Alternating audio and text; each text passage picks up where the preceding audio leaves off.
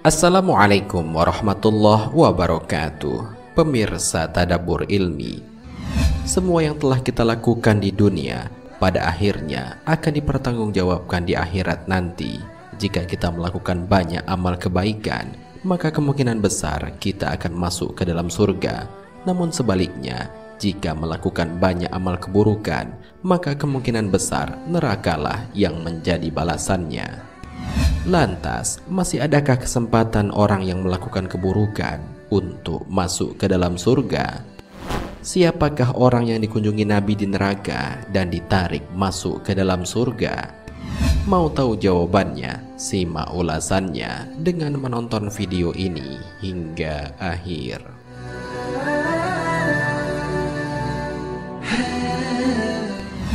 Sebelum lanjut, bagi kalian yang belum subscribe, silahkan untuk menekan tombol subscribe terlebih dahulu. Aktifkan lonceng notifikasinya. Bagikan video ini kepada teman-teman kalian agar semakin banyak orang yang mendapatkan manfaat dari channel ini.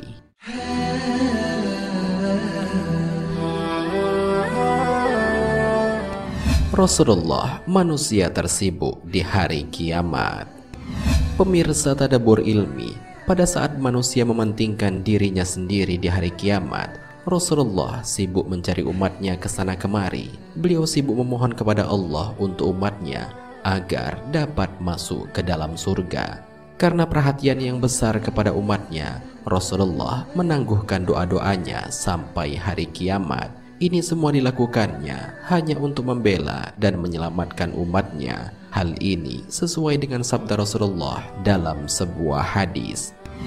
Setiap nabi pasti memiliki doa mustajab, hanya saja mereka menyegerakan doa mereka di dunia. Namun aku menunda doa itu demi menolong umatku pada hari kiamat. Insya Allah doa itu akan terwujud. Hadis riwayat Bukhari dan Muslim.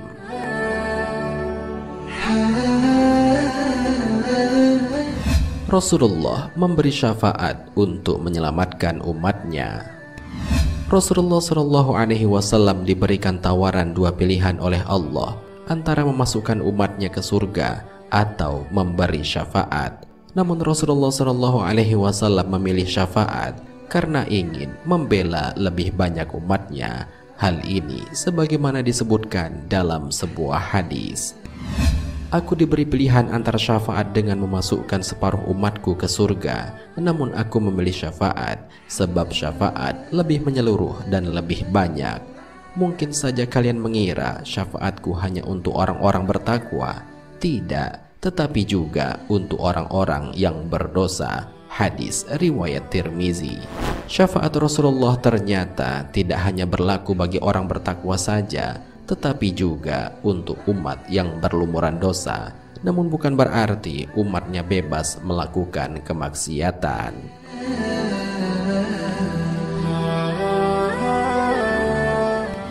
Orang yang ditarik dari neraka dan masuk ke surga. Saat hari kiamat, Rasulullah selalu menanyakan keberadaan umatnya kepada malaikat Jibril. Jibril pun mengatakan bahwa umatnya adalah umat terakhir. Akhirnya datanglah umat Nabi Muhammad SAW sambil menangis serta memikul beban di belakang mereka. Umat tersebut datang sambil berseru, "Wahai Muhammad." Nabi Muhammad menjawab, "Wahai umatku." Mereka berkumpul di sisinya sambil menangis. Nabi pun bersujud sangat lama hingga Allah Subhanahu wa Ta'ala menyuruh Nabi untuk bangkit. Rasulullah meminta kepada Allah agar umatnya bisa diberi minum karena terik matahari. Lalu Allah pun mengabulkannya. Setelah itu Nabi Muhammad bersujud kepada Allah agar umatnya diselamatkan dari Sirat. Allah pun memerintahkan Rasulullah menunggu di ujung Sirat. Umat yang banyak amal baiknya akan berhasil melaluinya. Namun tidak sedikit yang terjatuh ke dalam neraka. Melihat umatnya banyak di neraka, Rasulullah pun kembali bersujud kepada Allah. Rasulullah meminta untuk menyelamatkan umatnya yang di dalam hatinya ada iman sebesar biji kurma. Allah pun mengabulkan permintaan Rasulullah. Kemudian Rasulullah menuju ke neraka dan mencari umatnya yang memiliki iman sebesar biji kurma. dan mempersilahkan mereka untuk masuk ke dalam surga. Lagi-lagi Rasulullah bersujud dan menangis, memohon kepada Allah untuk menyelamatkan umatnya dari neraka jika umat tersebut memiliki iman sebesar biji jagung. Allah pun mengabulkannya. Rasulullah lalu menjemput umatnya dan memerintahkan malaikat untuk mengeluarkan umatnya yang memiliki iman sebesar biji jagung.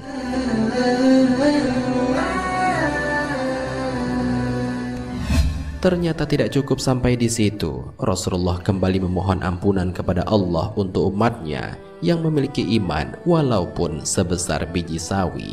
Hal ini sebagaimana dijelaskan dalam sebuah hadis.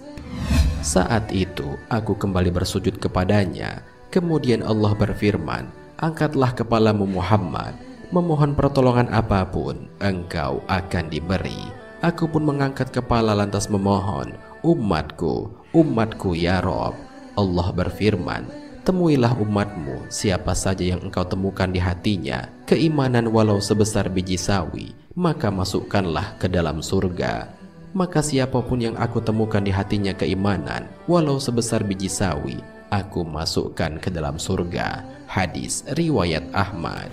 Kemudian Rasulullah kembali bersujud kepada Allah dan meminta menyelamatkan umatnya yang tidak punya amal kecuali hanya mengatakan la ilaha illallah, dan Allah pun mengizinkannya.